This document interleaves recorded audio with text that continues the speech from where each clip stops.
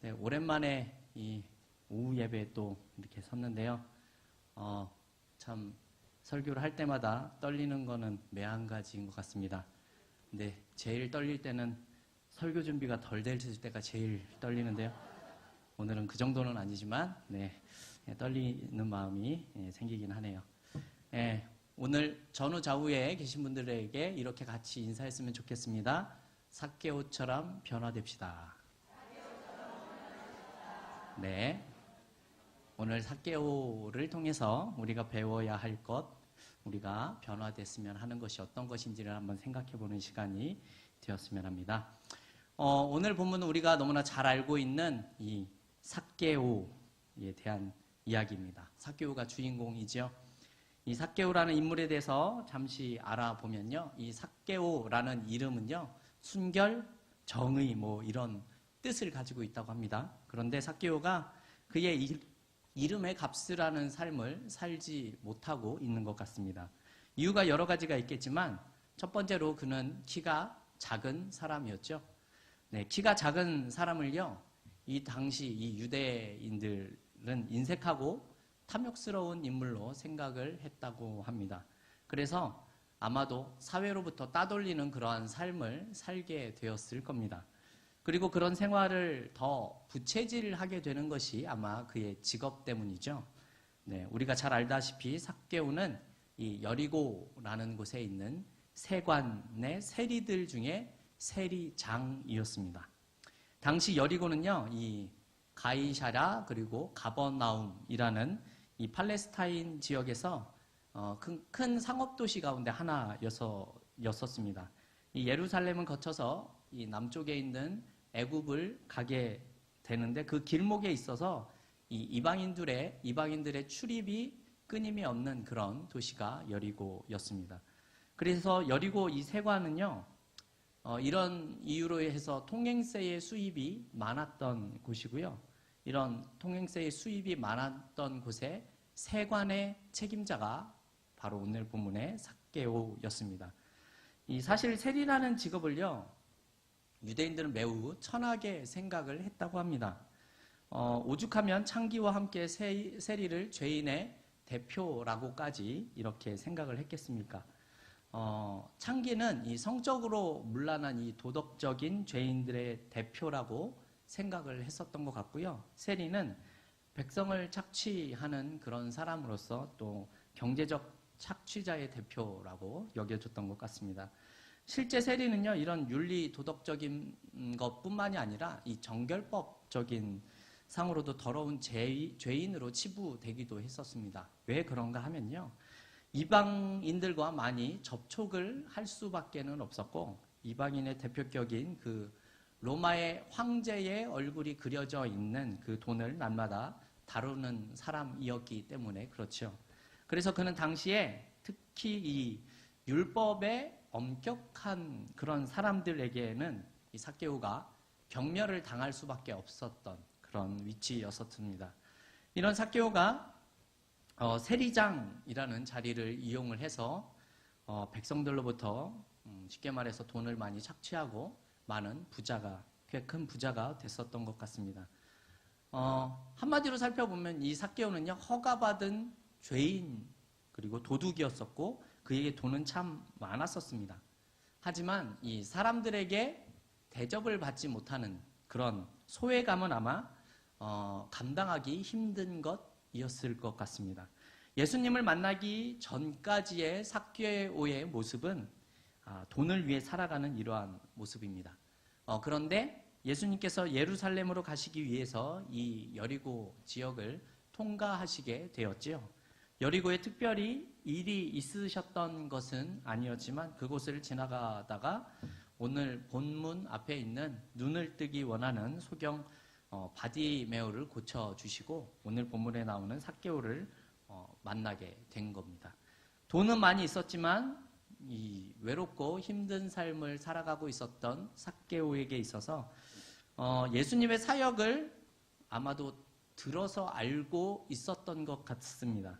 사실 삭개오가 왜 예수님을 보려고 하는지에 대해서 본문에서는 아무런 언급도 하고 있지는 않기 때문에 우리가 제대로 알 수는 없지만 그분이 어떤 분인지 꼭 만나고 싶다라는 그런 마음만은 분명했었던 것 같습니다.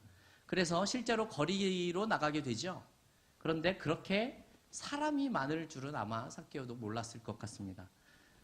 자신의 마음대로 활보하면서 다니지 못하고 있는 삭개오에게 이 많은 사람들이 굉장히 큰 걸림돌이 되었지요. 그게 무엇이냐면 자신의 작은 키 때문에 그렇습니다. 그래서 뽕나무라고 우리 개역 개정판에는 개역 한글에 나와 있는데요. 개역 개정판부터는 돌 무화과 나무 이렇게 번역이 되었거든요. 그래서 이 돌 무화과 나무에 오른 삭개오의 행동을 보면요. 어떠한 일이 있더라도 이 예수님을 꼭 봐야만 하는 어떠한 그런 결심, 그런 결정이 담겨져 있는 행동으로 보여집니다.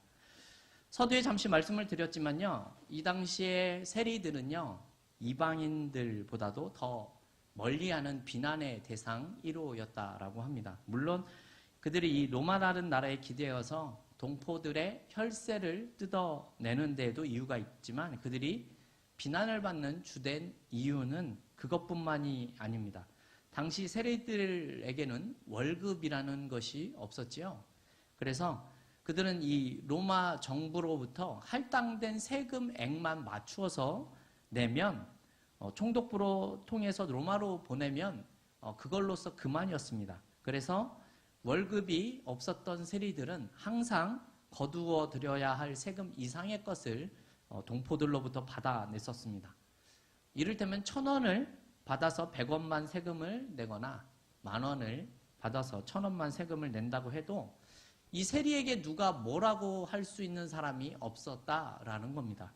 물론 세리들의 수고비로 어느 정도 더 받는 것은 이해가 되지만 당시 대부분의 세리들은 항상 필요 이상의 돈을 뜯어냈었던 것으로 보여집니다.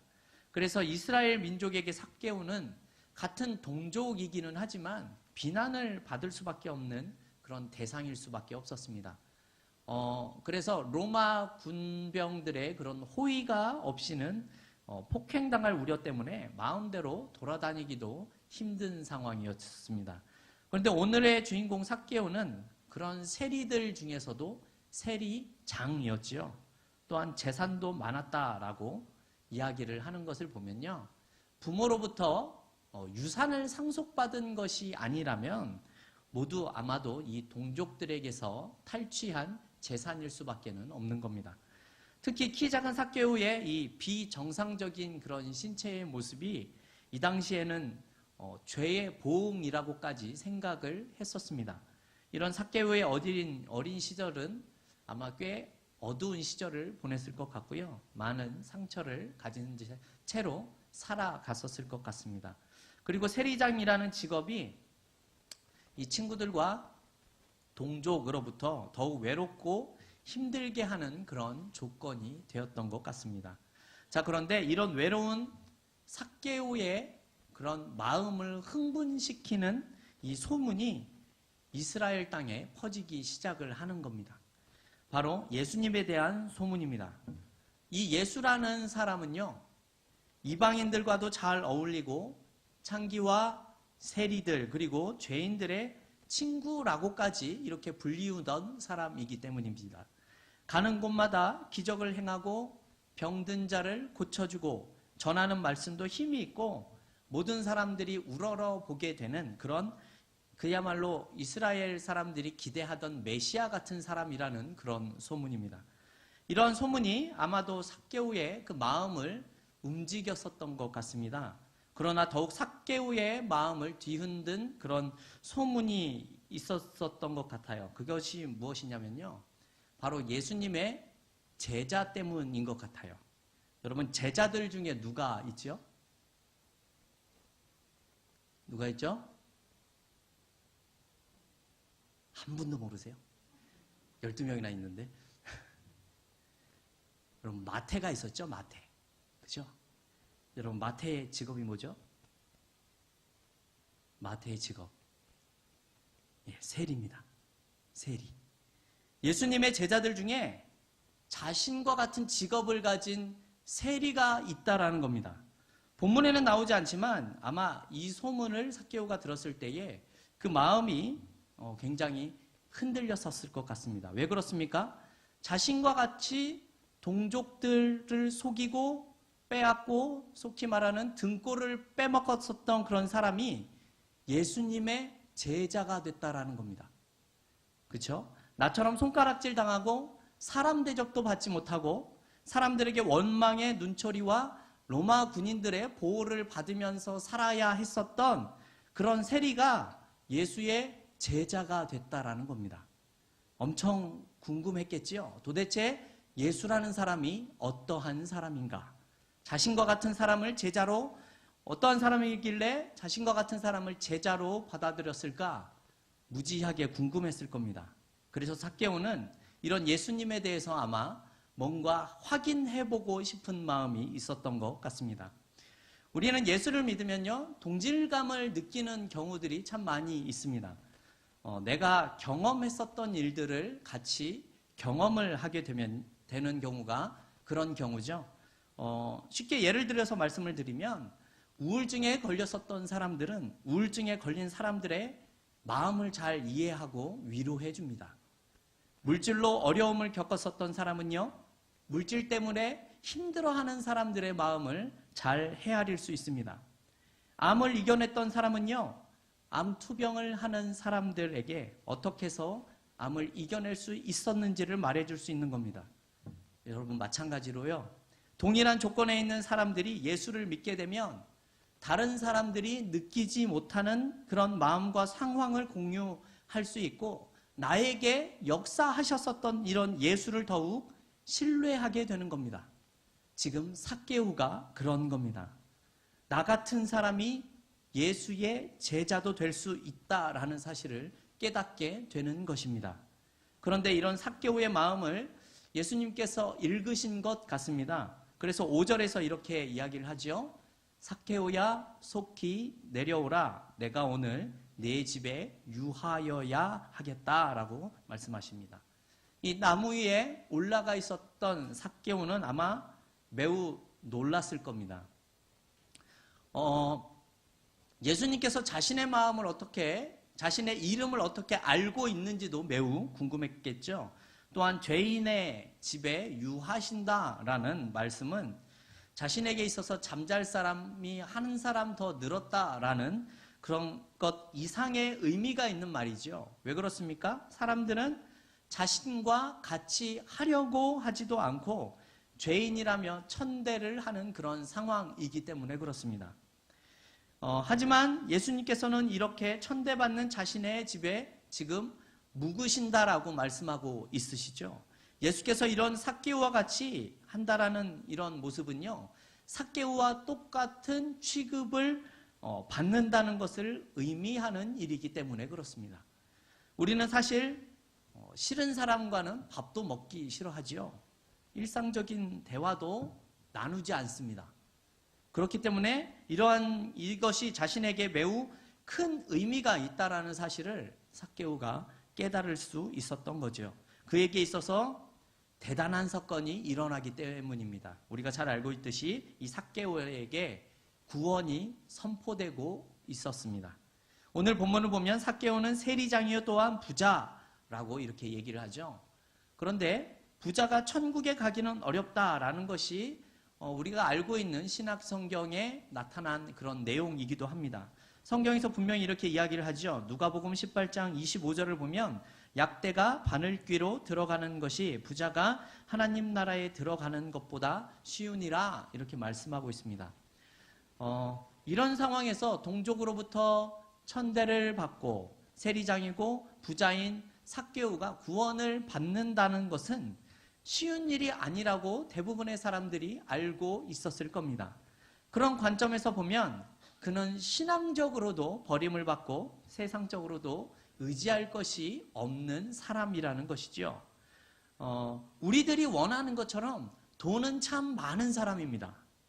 이 당시 로마의 식민지대를 받는 그 유대인들 중에서도 아마 삭개오는 손가락 안에 꼽히는 그런 부자일 수 있었습니다. 하지만 자신보다 가난한 사람들에게 사람 대접을 받지 못할 때에 느끼는 그런 소외감은 아마 감당하기 쉽지 않았을 겁니다. 더욱이 본문 앞장을 보면 누가복음 18장에 부자 관원에 대한 이야기가 나타나고 있죠. 그것을 우리가 좀 생각해 볼 필요가 있습니다. 이 관원은요, 예수님 앞에 나와 영생을 얻는 방법을 여쭤보고 있습니다. 겉으로 보기에는 신앙생활을 모범적으로 하던 사람이 이 부자 관원입니다. 어릴 때부터 십계명을 다 지키고 반듯하게 살아왔다고 그렇게 자부하고 있는 상태이기 때문이죠. 아마 예수님께 찾아올 때 마지막으로 그 구원을 받는 길에 대해서 아마 확증을 받고 싶어서 온 것 같습니다. 이런 그에게 예수님이 이렇게 말씀하셨죠. 내게 있는 것을 다 팔아 가난한 자들에게 나눠주라 입니다. 이 부자 관원에게 구원의 장애물이 바로 돈이다라는 그런 내용입니다. 그는 예수님의 이 명령을 듣자 받아들이지 못하고 심히 근심하며 돌아가고 있었다라는 내용이 나타나고 있습니다. 이런 모습을 보면서 이 돌아가는 부자 관원에게 하나님께서는 누가복음 18장 25절을 방금 읽었듯이 약대가 바늘귀로 들어가는 것이 부자가 하나님 나라에 들어가는 것보다 쉬우니라 이렇게 말씀하고 있는 거죠. 이에 제자들이 그러면 누가 구원을 받을 수 있겠습니까? 이렇게 물어봅니다. 그러자 예수님께서는 무릇 사람의 할 수 없는 것을 하나님은 하실 수 있느니라 이렇게 말씀하셨습니다. 성도 여러분, 재물이 왜 구원을 받는데 장애물이 되는 것일까요? 마태복음 25장 24절을 보면 이런 말씀이 있습니다. 예수님께서 재물과 하나님을 함께 섬길 수 없다라는 내용이 있습니다. 여기서 분명한 것은 재물을 소유했다가 아니라 재물을 섬긴다라고 표현을 하고 있는 거죠. 마치 재물이 하나님인 것처럼 능력 있고 힘이 있다라고 생각을 하기 때문에 그렇습니다. 예나 지금이나 사실은 돈으로 많은 것을 해결할 수 있는 것은 사실입니다. 돈으로 필요한 물건도 살 수 있고요. 이를 위하여서 사람을 동원할 수도 있습니다. 심지어 중세 시대에는 돈으로 천국도 살 수 있다라고 한 적도 있습니다. 이 면죄부의 판매가 바로 그런 겁니다. 사실 돈 자체가 악한 것은 아니죠. 그런데 돈을 대하는 인간의 연약함 때문에 이렇게 좋지 않은 결과가 나타나게 되는 겁니다. 돈에 대한 인간의 연약함이 하나님을 전적으로 의지해야 하는 마음을 약하게 만들고 하나님이 아니라 돈을 섬기는 자가 되기 때문에 그렇습니다. 그래서 부자가 하나님 나라에 들어가는 것이 어렵다라고 얘기를 하는 거죠. 하나님과 재물을 함께 섬길 수 없다라고 말씀하시는 겁니다. 이렇게 물질을 많이 가지면 행복할 것이라고 생각을 했었던 삭개오에게 이제 엄청난 고백이 나타나기 시작합니다. 우리 오늘 본문 8절 말씀을 같이 한번 읽어보도록 하겠습니다. 8절입니다. 삭개오가 서서 주께 여짜오되 주여 보시옵소서 내 소유의 절반을 가난한 자들에게 주겠사오며 만일 네 토색한 일이 있으면 4배나 갚겠나이다. 아멘. 삭개오가 어떤 사람이죠? 여러분, 무슨 수를 써서라도 돈을 많이 벌면 된다라는 그런 생각을 가졌었던 사람입니다. 어떻게든지 많은 소유를 가지면 행복할 것이라고 그렇게 생각을 했었던 것 같습니다. 그런데 그랬던 사람이 지금 어떻게 고백을 하고 있죠? 내 소유의 절반을 가난한 자들에게 주며 내가 토색한 일이 있으면 4배로 갚겠다라고 이렇게 이야기를 하고 있습니다. 자기 재산의 절반을 가난한 자들에게 주겠다 이렇게 말하죠. 그리고 만약에 토색, 즉 속여서 빼앗은 일이 있으면 4배로 갚겠다라고 이렇게 이야기를 합니다. 여러분, 이 삭개오의 고백에 대해서 어떻게 생각을 하십니까? 여러분, 이 삭개오의 이 고백을 조금만 생각을 해보면 말이 되지 않는다라는 사실을 우리는 알 수가 있습니다. 여러분, 무엇이 말이 되지 않을까요? 가난한 자들에게 자신의 재산의 절반을 주겠다라는 것은 문제가 없어 보입니다. 문제는요, 토색한 자들에게 4배로 갚겠다라는 말입니다. 여러분, 이것이 왜 말이 되지 않을까요? 제가 세리들은 월급이 있다고 했습니까? 없다고 했습니까? 없었죠? 여러분, 그렇다면 그의 재산이 어떻게 많아질 수 있었을까요? 부모님께 엄청난 재산을 상속받은 것이 아니라면 삭개오의 재산은요, 대부분이 다 토색한 것이라고 밖에는 생각할 수 없는 겁니다. 세금을 10,000원만 걷어도 되는 사람에게 10,000원 이상을 걷어서 부자가 된 사람이 삭개오이죠. 그래서 재산의 절반을 나눠주고 나머지 재산을 토색한 것을 4배씩 갚아줘야 한다면 여러분, 삭개오는 파산을 당해야 맞는 지경에 이르게 됩니다. 실제로 삭개오가 말씀대로 했는지는 성경에 나타나고 있지는 않습니다. 하지만 하나 확실한 것은 예수님의 말씀에 있습니다. 우리 9절, 오늘 본문 9절 말씀을 같이 한번 읽어보도록 하겠습니다. 9절입니다. 예수께서 이르시되 오늘 구원이 이 집에 이르렀으니 이 사람도 아브라함의 자손임이로다. 아멘. 재미있는 것은요, 이런 삭개오에게 예수님이 구원에 이르렀다라고 이렇게 말씀하고 있다라는 겁니다. 여러분, 이유가 무엇일까요? 이유가 삭개오의 그 삶의 방향이 바뀌었기 때문에 그렇습니다. 어떻게 바뀌었죠? 전에는 속이고 빼앗기만 하면 되었습니다. 자기 배만 부르면 됐고 자기 주머니만 채우면 행복을 누리던 사람이 삭개오였습니다. 사람들의 등골을 빼먹고 그렇게 살던 사람이 이제는 가난한 사람들에게 재산의 절반을 주겠다라고 합니다. 속여서 빼앗은 사람에게는 4배로 보상을 하겠다라고 합니다. 자신만 생각하던 사람이 이제는 타인을 생각하고 있는 거죠. 타인의 아픔을 보상하기 위해서 기꺼이 자신의 재산을 내어놓겠다라고 말씀하고 있는 내용입니다. 여러분, 돈만 많이 가지면 되는 삭개오였습니다. 그런데 삭개오는 돈의 가치가 이제는 쌓아놓는 것에 있는 것이 아니라 잘 사용하는 것에 있다는 사실을 깨닫게 된 겁니다. 예수님을 만나기 전에도 삭개오의 주변에는 가난한 사람들이 있지 않았을까요? 그렇죠. 하지만 그때는 가난한 사람들이 삭개오의 관심에 들지 못했었습니다. 게을러서 그들은 가난하다 이렇게 생각을 했을 수도 있죠. 가난한 사람은 나와 상관없는 사람이다 이렇게 생각을 했을 겁니다. 그런데 이 삭개오의 생각에 변화가 찾아온 겁니다. 토색한 자들에게 배상한다는 말은 논리적으로 틀린 말일 수도 있지만 중요한 것은 삭개오에게 변화가 찾아왔다라는 겁니다. 이제는 나만이 아니라 가난한 자를 생각하고 배상을 해주겠다라는 변화가 찾아온 겁니다. 이제는 재산보다 더 중요한 것이 있다는 것으로 자신의 삶의 가치관이 바뀌게 되었다는 것이지요. 여러분, 베드로 잘 아시지요? 여러분, 베드로가 가장 원하는 것이 무엇이었는지 아십니까? 물고기를 많이 잡는 겁니다. 그렇죠? 지금으로 따지면 대박이 나서 돈을 많이 버는 겁니다. 그런 베드로에게 예수님이 하시는 말씀이 무엇입니까? 사람을 낚는 어부가 되게 하신다라는 것이죠. 예수님을 만난 베드로의 그 가치관이 물고기에서 사람으로 바뀌는 겁니다. 여러분, 오늘 본문에서 예수님을 만난 삭개오도 마찬가지죠.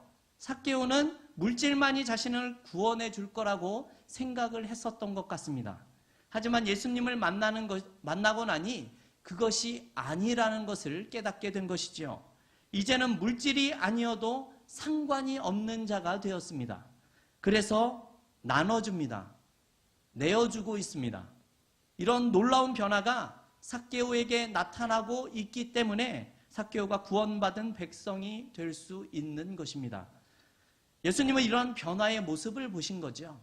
그의 삶이 가치관이 바뀐 것을 보시고 그래서 구원을 선포하고 계시는 겁니다. 여러분, 우리는 이러한 삭개오의 변화에 주목할 필요가 있습니다. 성도 여러분, 하나님의 백성은요, 천국을 소유한 자들은 이 세상의 사람들과 가치관이 다른 겁니다. 무엇이 더 중요한지를 알게 되는 그러한 사람들입니다.